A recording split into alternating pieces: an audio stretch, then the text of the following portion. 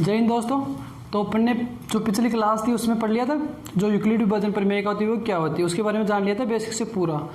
अब अपन आते हैं अगली पे, जो अपने पास एनसीईआरटी का एग्जाम्पल है फर्स्ट वाला, ठीक है, मतलब इस रूप का फर्स्ट एग्जाम्पल है और एनसीईआरटी का कौन सा एग्जाम्पल है, सेकंड वाला एग्जाम्पल, जिसमें अपन को क्या करना है, यूक्लिड विभाजन प्रमेय का से बताना है ना, कि कोई भी संपूर्णांक है, अगर कोई संख्या दे रहेगा अपन को, ठीक है, वो किस रूप का है, संपूर्णांक किस रूप का होता है, 2q तथा विषम पूर्णांक 2q+1 के रूप का होता है। देखो एक बार क्वेश्चन पूरा पढ़ लेते हैं अपन पास। दर्शाए कि एक धनात्मक संपूर्णांक, क्या धनात्मक संपूर्णांक 2q तथा विषम पूर्णांक 2q+1 के रूप का होता है, जहाँ q एक क्या है, पूर्णांक है। अब देखो सबसे पहले तो यूक्लिड विभाजन प्रमेय का क्या होती है उसको लिख लेते हैं अपन। यूक्लिड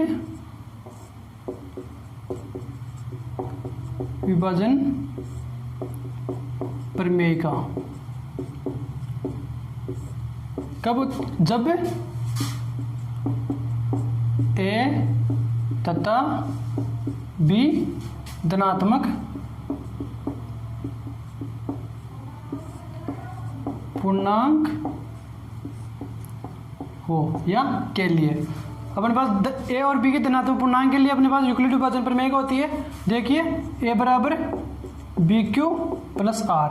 अब यहाँ पे R में एक कंडीशन है, यहाँ पे R की मान क्या होगा, 0 से बड़ा या बराबर हो सकता है, क्योंकि देखो शेषफल है ना, वो कभी भी भाई 0 भी आ सकता है और 0 से बड़ा आ सकता है, माइनस में तो आ नहीं सकता है, और जो भी अपने पास संख्या है जिसका अपन भाग दे रहे हैं उससे तो छोटा आएगा, उससे क्या आ सकता है, जो भी अपन किसी भी संख्या का भाग दे रहे हैं, देखे अपन भाग देके देख लेते हैं। यहाँ पे भाई अपन ने ले लिया यहाँ पे 17। अब देखो 2 8 जा 16, 1 बचा, तो ये हमेशा ये क्या है, इससे हमेशा ये क्या आएगा, छोटा ही आएगा, इससे हमेशा ये छोटा ही आता है। ये क्या है अपने पास, आर क्या है अपने पास, शेषफल है, ठीक है, तो ये अपने पास हमेशा इससे छोटा ही आता है। तो इसको समझ लेना, समझने यहाँ पे एक थोड़ा सा ये है कॉन्सेप्ट है, इसको ध्यान रखने की बात है। तो आगे चलते हैं अपने पास। अब क्वेश्चन कह रहा है अपने पास, दर्शाए कि एक धनात्मक संपूर्णांक, कौन सा, धनात्मक संपूर्णांक, मतलब बात क्या यहाँ पे इसका क्या कर रहा है, इसकी किसकी बात कर रहा है, धनात्मक संपूर्णांक की बात कर रहा है, ठीक है, तो वो किस रूप का होता है, 2q के रूप का होता है, ठीक है। और दूसरा क्या कह रहा है, तथा विषम पूर्णांक किस रूप का होता है, 2q+1 के रूप का होता है, किस रूप का होता है भाई, सम किस रूप का होता है, 2q का, और विषम पूर्णांक 2q+1 के रूप का होता है। तो अपन को एक को दर्शाना है कि ये 2q के रूप का तो संपूर्णांक होता है, और दूसरा क्या होता है, 2q+1 एक विषम पूर्णांक होता है। तो देखो इसमें किस प्रकार से करेंगे। सबसे पहले अपन भाई इस क्वेश्चन में देखते हैं, 2q आ रहा है अपने पास, दूसरा आ रहा है 2q+1, और अपने पास जो यूक्लिड विभाजन प्रमेय का होती है वो क्या होती है, BQ+R, इस रूप की होती है। तो यहाँ पे b आ रहा है, तो इसमें क्या आ रहा है अपने पास, 2 आ रहा है, तो मानना अपन मान लेंगे, मानना b बराबर कितना मान लेंगे अपन, 2। इसका कंपैरिजन कर लो, आराम से समझ में आ जाएगा ये, ठीक है। अब आगे चलते हैं, इसमें b बराबर कितना रखना है अपन को, 2 रखना है, तो a बराबर अपने पास 2, यहाँ पे पुट कर दे 2q+R। अब देखो ये अपने पास हो गई। अब देखो इसमें कंडीशन क्या हो गई, यहाँ पे भी अपने देखो इसमें भाई अपने b का यहाँ पे 2 रखा, तो इसमें भी अपन 2 रख देते, ये 0 तो 0 को 0 आ गया, ये r आ गया, और ये अपने 2 रख दिया। अब यहाँ पे देखो r की वैल्यू क्या क्या हो सकती है, देखो अपन 0 और 2 लिख लेते हैं। सबसे पहले तो 0 और 2 के बीच की संख्या लिख लेते हैं, फिर आगे की बात बाद में करेंगे। 0 1 और 2 आ गया, आ गया। अब देखो अपने पास 0 से तो बड़ी लेनी है और 0 भी लेना, चलो 0 आ गया भाई, फिर 0 से बड़ा 1 आ गया।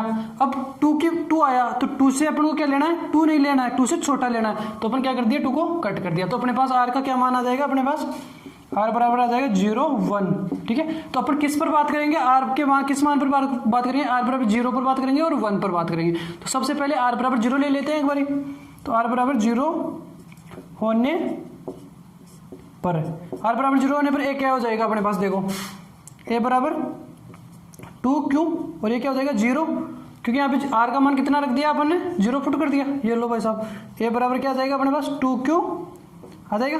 तो अब देखो ये, अब इसमें अपन भाई सम और विषम पूर्णांक क्या होते हैं, देखो सम पूर्णांक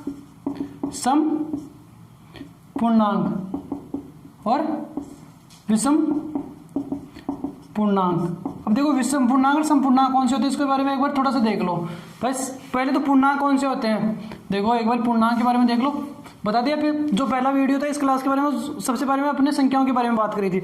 बाकी आता है अपने पास, एक बार देख लो सम और विषम के बारे में देखते हैं। तो पूर्णांक पहले तो आता है 0 आता है बीच में, 1 2 3, इधर पॉजिटिव संख्याएं चलती है, इधर -1 -2 -3 ऐसे संख्याएं चलती है, ठीक है। तो अब देखो अपन सम पूर्णांक धनात्मक, कि धनात्मक की बात करें तो धनात्मक सम पूर्णांक, सम का मतलब क्या होता है, जिसमें 2 का डिवाइड जाता है, जिसमें 2 का डिवाइड जाता है वो क्या होता है समपूर्णांक। तो अपन यहाँ पे किसकी बात कर रहे हैं, 2q आया अपने पास, एक ही मान कितना है 2q, जिसमें अपन 2 का डिवाइड दे सकते हैं। तो क्या कहेंगे अपन, भाई अपने पास 2q लिखा है तो अपन 2 का डिवाइड देंगे तो चला जाएगा नहीं जाएगा, कट जाएगा 2 से 2। तो अपन क्या कह सकते हैं, ए क्या है, ए एक, देखो यहाँ पे 2q 2 से विभाज्य है, अतः ए क्या हो जाएगा,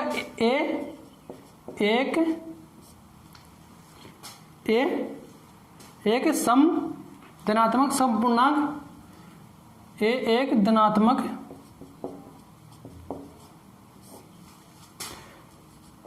सम पूर्णांक के रूप का है। तो क्या कह देंगे अपने पास, भाई 2q है ना, उसमें 2 से 2 का भाग जा रहा है, तो अपन क्या कहते हैं, ए क्या है, धनात्मक समपूर्णांक के रूप का है। तो अपने पास आता है समपूर्णांक दिखाना था कि ये समपूर्णांक होता है या विषम पूर्णांक होता है। आगे चलते हैं अपन, r बराबर 0 ले लिया, अब r बराबर कितना लेना है अपन को, r बराबर 1 पर क्या रिजल्ट आता है देखो इसमें। तो r बराबर 0 रखेंगे अपने पास, देखो अपने पास ये रहा, a बराबर 2q, r कितना रखना है 1, ठीक है। अब देखो ये इसको यहाँ पे देखो, अब अपने समपूर्णांक कौन से होते हैं, विषम पूर्णांक कौन से होते हैं, समपूर्णांक सम संख्याएं कौन सी होती है, दो से विभाज्य हो, और विषम कौन से होते हैं, जो 2 से भाजित नहीं हो। अब देखो यहाँ पे ये 2 से भाज्य है नहीं है, क्योंकि यहाँ पे अपने पास 2 का अपन डिवाइड देंगे 2q + 1, तो पूरा जाएगा नहीं, कटेगा नहीं, क्योंकि यहाँ पे अगर 2 होता तो अपन 2 को बाहर ले लेते और ये अपने पास 2 से 2 कैंसिल होता, तो कह देते कि भाई 2 से भाज्य है, लेकिन ये तो 2 से भाज्य नहीं है। तो अपन क्या कहेंगे इस स्थिति में,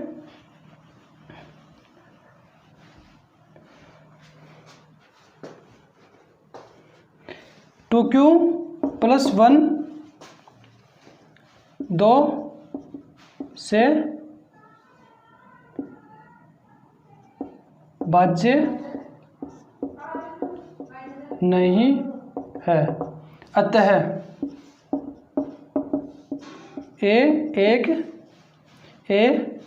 भाई 2 से भाज्य नहीं है, तो क्या हो जाएगा ये, ए क्या हो जाएगा, ए धनात्मक विषम पूर्णांक के रूप का है।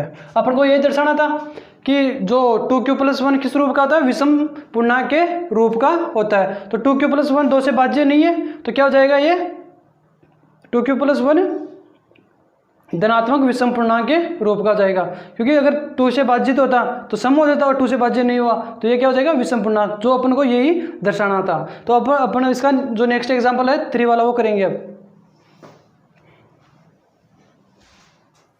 तो अपने पास एग्जाम्पल नंबर 3 है एनसीईआरटी का, सेकंड वाला कर लिया था, अब थर्ड वाला देखते हैं क्या कह रहा है। दर्शाइए कि एक धनात्मक विषम पूर्णांक, क्या धनात्मक विषम पूर्णांक 4q + 1 या 4q + 3 के रूप का होता है, जहाँ q एक क्या है, पूर्णांक है। किसकी बात हो रही है, q क्या है यहाँ पे, पूर्णांक है। तो सबसे पहले तो अपने पास यूक्लिड विभाजन प्रमेय का होती है वो लिख लेते हैं। तो हल में आएगा अपने पास, यदि ए तथा बी धनात्मक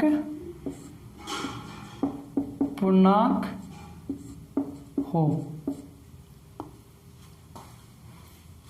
तब क्या आ जाएगी यूक्लिड विभाजन प्रमेय का अपने पास, ए बराबर बी क्यू प्लस आर, जहाँ पे आर क्या होगा, 0 से बड़ा होगा और बी से छोटा होगा। अब देखो अपने पास यूक्लिड विभाजन प्रमेय का क्या है, ए बराबर बी क्यू प्लस आर।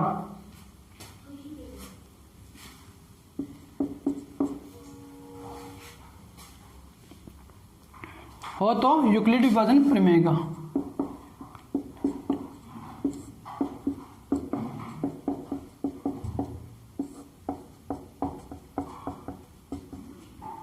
अब देखो इसमें अपने पास यूक्लिड विभाजन प्रमेय का है ए बराबर बी क्यू प्लस आर।